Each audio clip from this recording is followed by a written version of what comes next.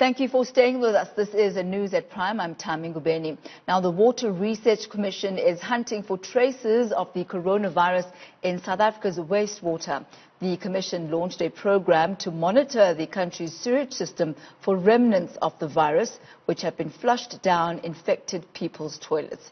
Now, studies suggest that genetic material from the virus can actually remain in human feces for a number of days, and that it would be possible to track disease hotspots in community sewage systems. Now, to talk more about this, we're joined on the line by Mr. Jay Bhagwan, who is the Executive Manager of the Key Strategic Area of Water Use and Waste Management at the South African Water Research Commission. What intriguing projects you are working on. Now tell us about the science behind this. The COVID, though being a really difficult situation, also creates opportunities for us to push innovation and science that can contribute to alleviating and dealing with the challenge. So, in our history, we've been monitoring diseases through testing wastewater to see if these diseases, pathogens, etc., that are passed through our body exist in the wastewaters. So things like cholera, things like polio, etc.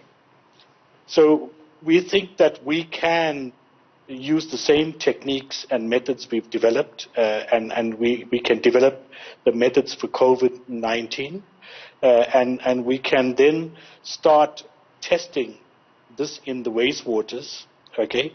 And we will able to be we will be able to predict the kind of loads and hotspots and really problem areas in the country.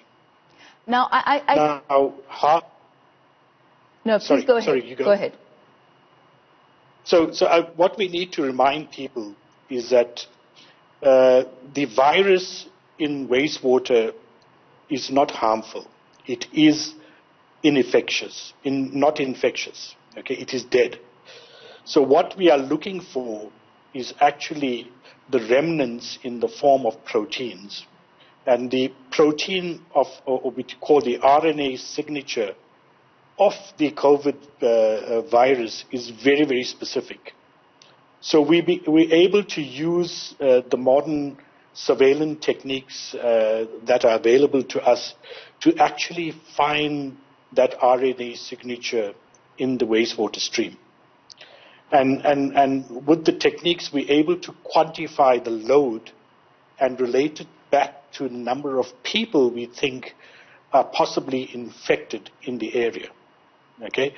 Now, how this helps is that at the moment, it's a huge and mammoth task to test everyone, with the physical testing that is happening.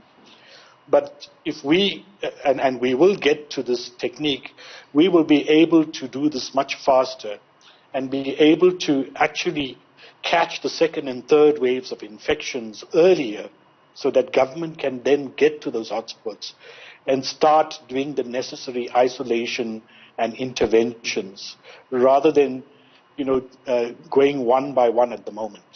I'm interested in the statement that you made saying that by the time the coronavirus reaches the wastewater system, that it is dead. What exactly would have killed it? Is it an issue of the amount of time that it might have spent? What is it that exactly kills the virus? So in the suite of viruses, we call this an enveloped virus.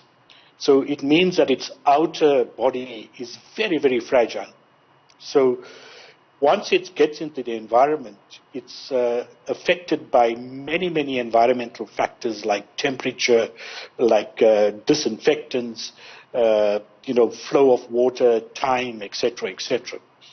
So the fact that it's coming from your gut and what the research and evidence to date has not found any live viruses in wastewater to date. Okay? Yes, we have found live viruses in human feces of heavily infected people in hospitals, but we've not found them in the wastewater environment.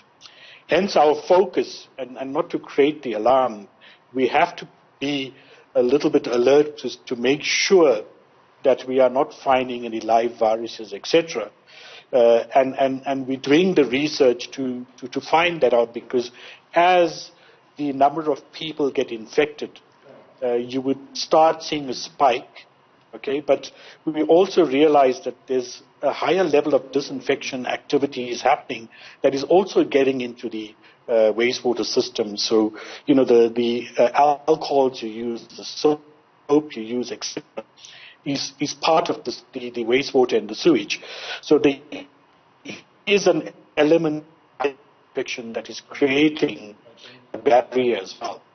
That has made we must make sure that the environment and the public is not exposed. So we're doing this program to make sure we eliminate all the issues that we have concerns on.